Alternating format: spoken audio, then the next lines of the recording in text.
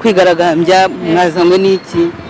twe twaje kugira ngo baduhe uburenganzira bwacu natwe kugira ngo tubashe bande babubaha mu Rwanda. Ubutegetsi bwo mu Rwanda nta droit zigihari, tubafungure n'abantu bacu, Ingabire bamufungure, Ntaganda bamufungure kuko bararengana. abo bonyine nibo musabira kuba bafungurwa? Niko mvuze abo ngabo gusa, ariko hari abantu benshi ba Mushayidi, hari abantu benshi bafunze kandi barengana, turagira ngo babafungure kandi natwe tubone ko tugize uburenganzira, dutahe mu Rwanda twuzuzanye n'abanyarwanda twese.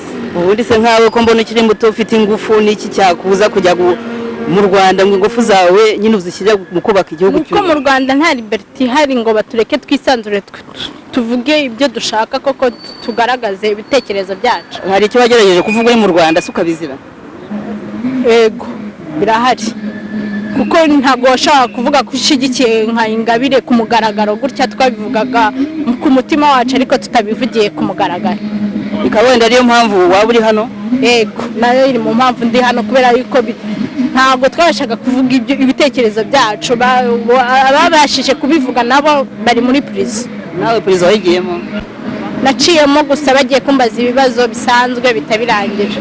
ariko urumva wavuyemo numva yuko bakurikije amategeko bakakurekura? Yego wararekuwe, ntabwo wigeze niyo mpamvu mbiri mu mpamvu nabyo ndi hano.